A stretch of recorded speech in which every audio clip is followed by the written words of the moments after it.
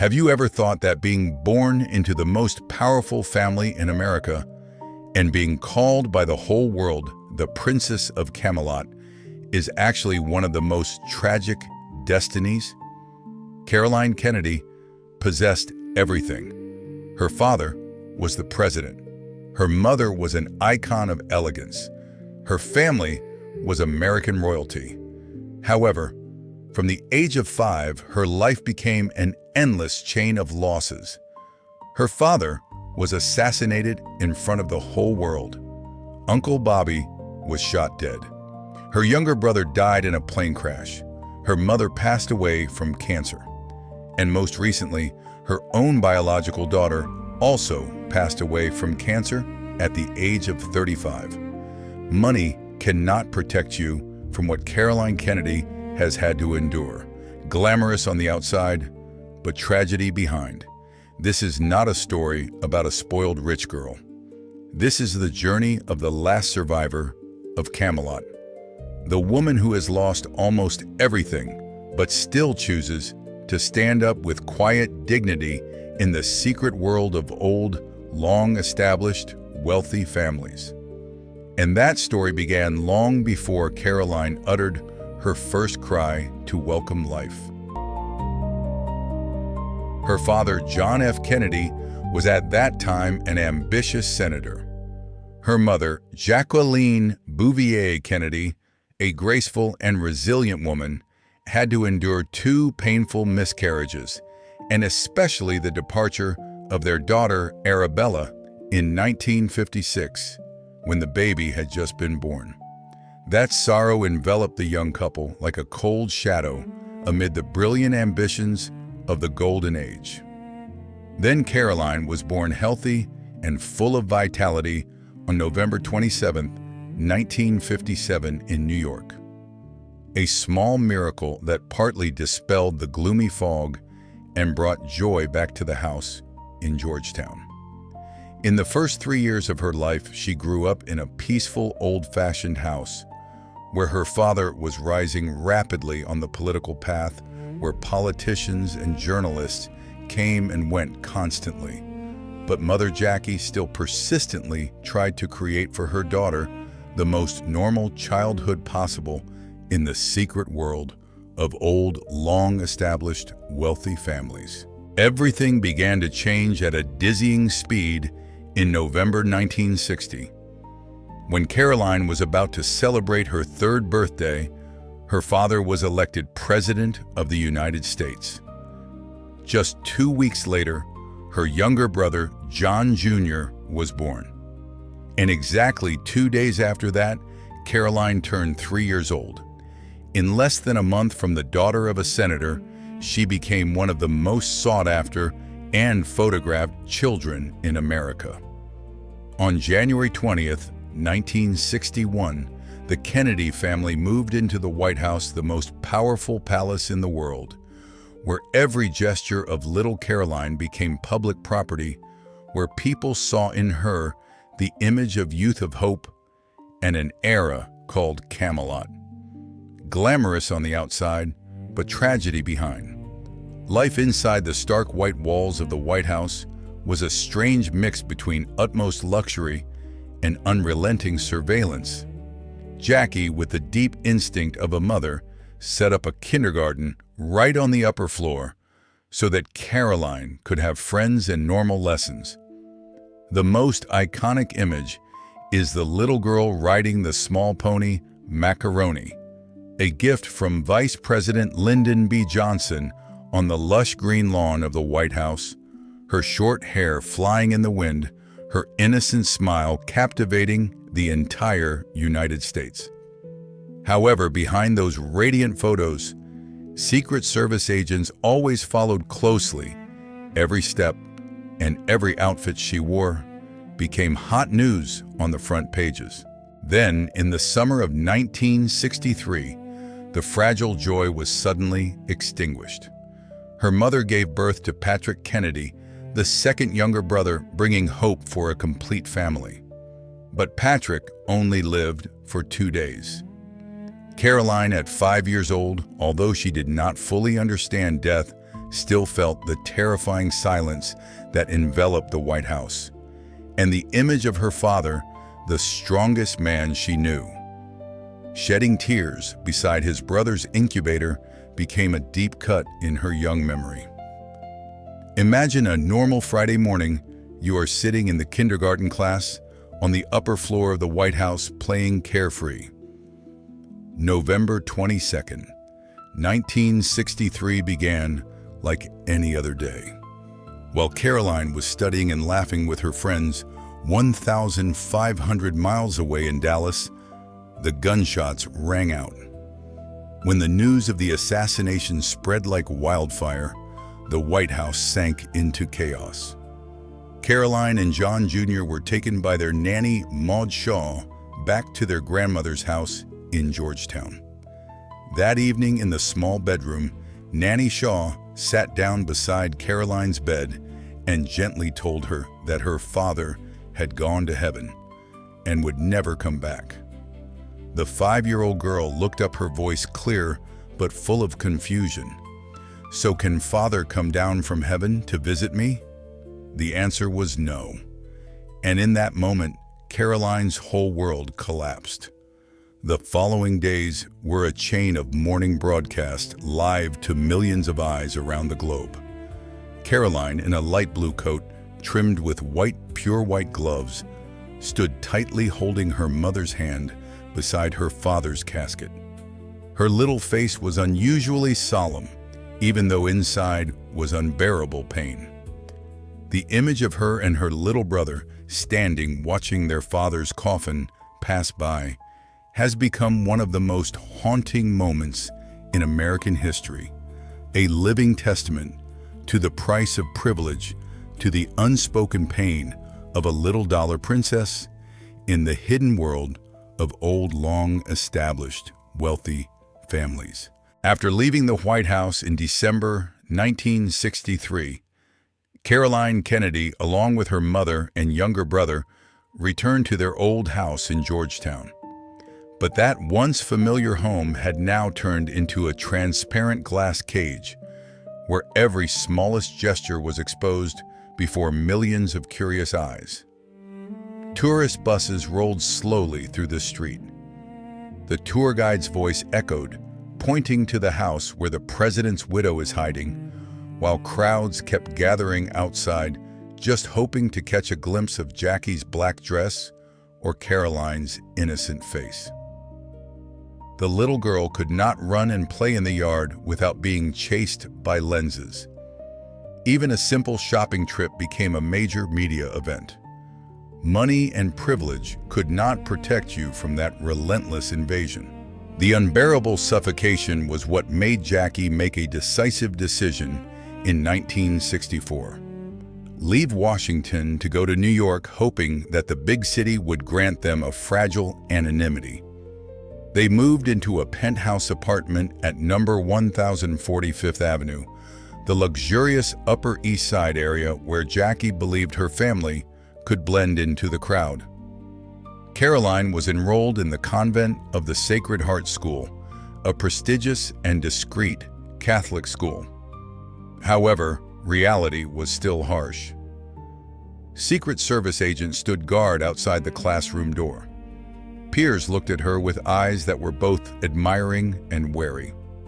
In the secret world of old, long-established, wealthy families, Caroline grew up in a strange isolation, becoming shy, distant, carrying on her shoulders the weight of a national symbol when she was only a little girl in her growing years. Glamorous on the outside, but tragedy behind. When those memories of her father gradually faded into old frames, another man appeared to fill the void. Uncle Bobby Kennedy, the warmest and most solid second father of the two siblings. He spent hours taking Caroline and John Jr.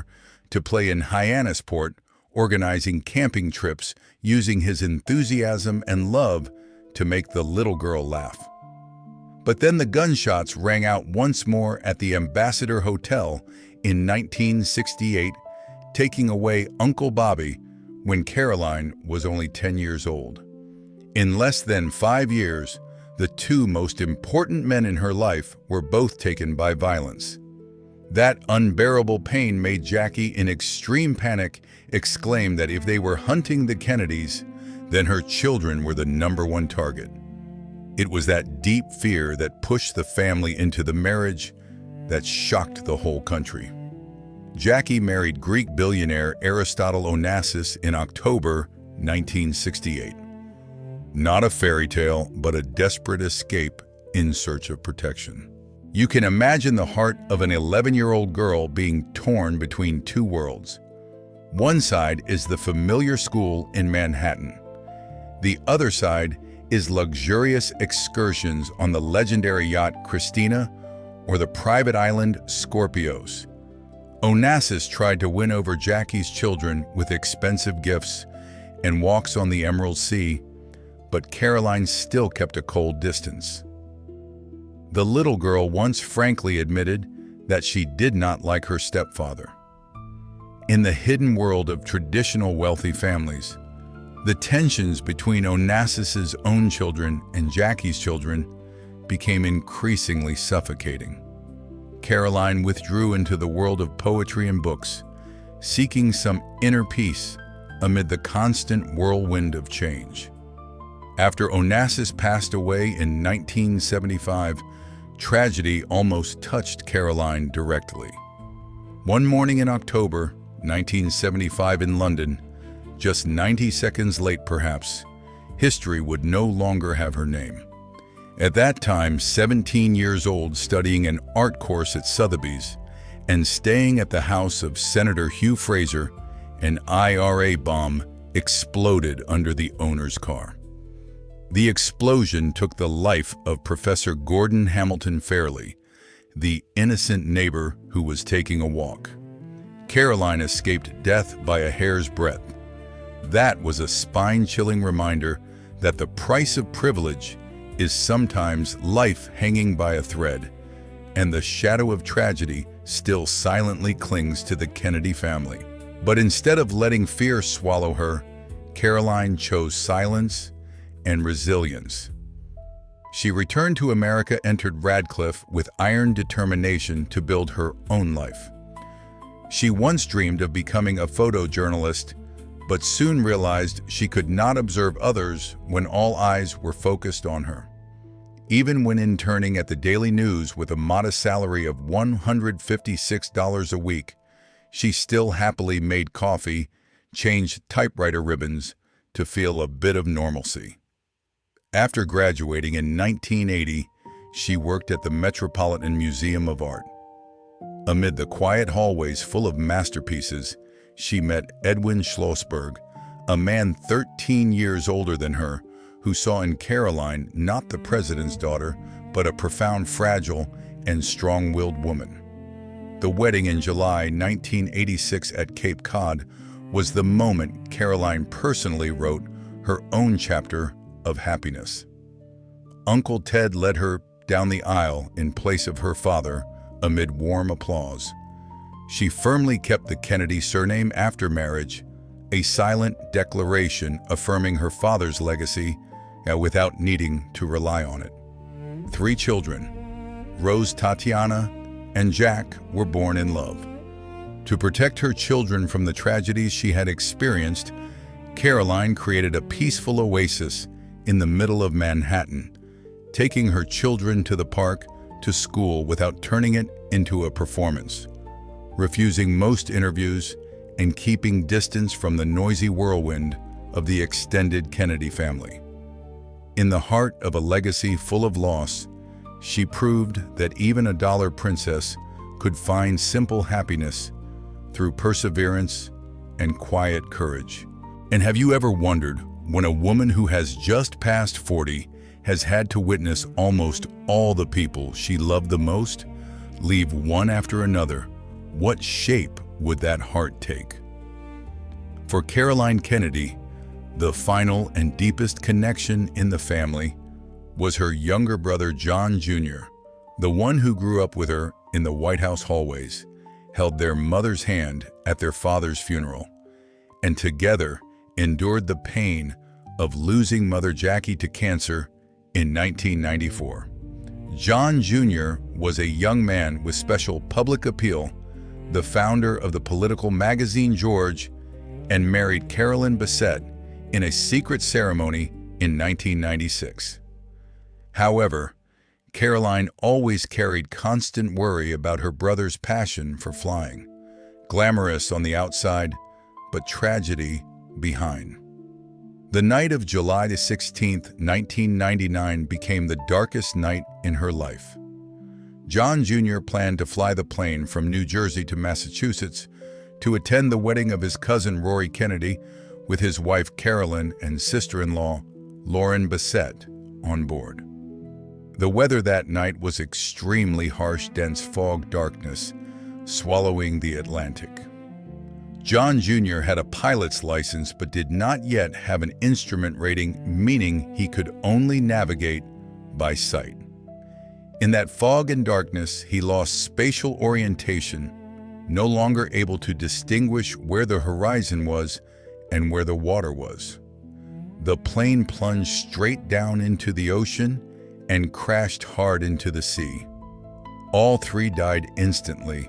When the plane did not arrive at Martha's Vineyard, a massive search operation was launched. Caroline waited in agonizing despair. On July 20th, Navy divers found the wreckage at a depth of about 36 meters. John Jr.'s body was still strapped in the pilot's seat. At the age of 41, Caroline officially became the sole survivor of President Kennedy's family. No more parents, no more siblings, no one left to share the private memories of the White House in the Camelot days. She firmly demanded privacy, refused a public memorial, and personally scattered her brother's and sister-in-law's ashes into the sea from a Navy destroyer. Money and privilege cannot protect you from unbearable pain. After John Jr.'s death, Caroline turned her pain into a mission to preserve the legacy. She became deeply involved in the Kennedy Library, established the Profile in Courage Award, wrote books on the Constitution and poetry, fields she loved since childhood. In 2013, President Obama appointed her as United States Ambassador to Japan. In Tokyo, she was not only a symbol but also a talented diplomat, strengthening relations between the two countries and visiting Hiroshima and Nagasaki to meet atomic bomb survivors. Later in 2022, she was appointed ambassador to Australia, where she worked tirelessly on important strategic agreements. In the secret world of old, long-established, wealthy families, Caroline still tried to create a peaceful oasis for her three children, Rose, Tatiana, and Jack. She raised them in Manhattan, away from the whirlwind of the extended Kennedy family, refusing most interviews and firmly keeping for her children the most normal childhood possible. But fate seemed to never let go. On November 22, 2024, exactly 61 years after her father's assassination, her second daughter, Tatiana Schlossberg, published an essay in The New Yorker revealing a cruel truth. Only a few months after giving birth to her second child, Tatiana, then only 34 years old, was diagnosed with acute myeloid leukemia, a vicious form of blood cancer. She fought bravely through chemotherapy, bone marrow transplant, and clinical trials, but ultimately passed away on December 30th, 2025, at the age of 35. At the age of 68, Caroline Kennedy once again stands before the grave of her most beloved person. This time it is her own daughter. Currently, she is still continuing her duties as ambassador in Australia, but she has announced that she will leave this position at the end of 2024, regardless of the outcome of the presidential election. Despite having to endure consecutive tragedies from assassinations and plane crashes to cancer, Caroline still maintains her dignity and astonishing composure, never exploiting her family's pain to seek attention or sympathy. She even spoke out against her cousin Robert F. Kennedy Jr. when he held political views that she considered to be exploiting the names of her father and uncle. Caroline Kennedy is now the last survivor of Camelot, the keeper of the flame for the memories of a brilliant and painful period in America, and a living testament to the enduring strength of human beings in the face of the harshest trials of fate.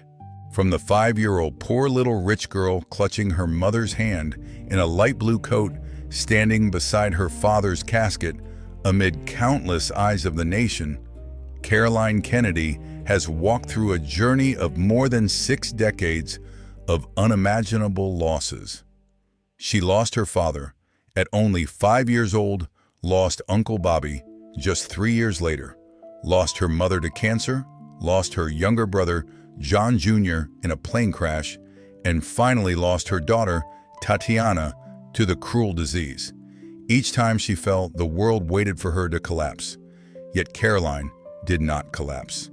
In the secret world of old, long-established wealthy families, where outward glamour often hides the deepest tragedies, behind Caroline chose her own path, silence, resilience, and full of dignity. She did not exploit pain to seek sympathy, did not turn family tragedy into a brand, but quietly became the keeper of the Kennedy legacy. Through her books, through her diplomatic work in Japan and Australia, through the way she raised her 3 children in a peaceful oasis in the middle of Manhattan, Caroline has proven that true legacy does not lie in a famous name or enormous fortune, but in the way we choose to stand up after life knocks us down.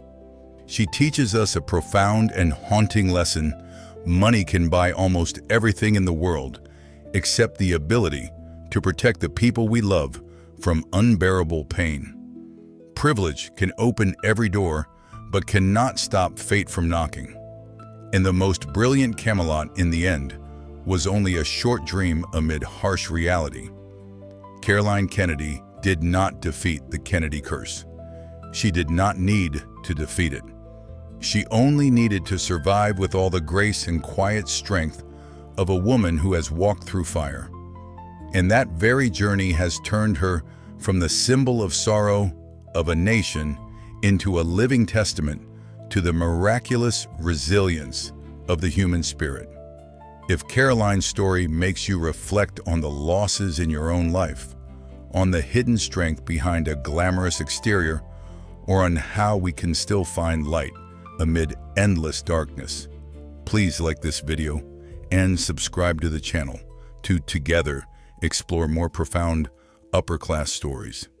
We will continue turning the pages of sad biographies to understand more clearly that behind every crown are human beings of flesh and blood, people who also cry, who also feel pain, and who also long to be loved just like us. Thank you for staying until the very end. See you in the next video.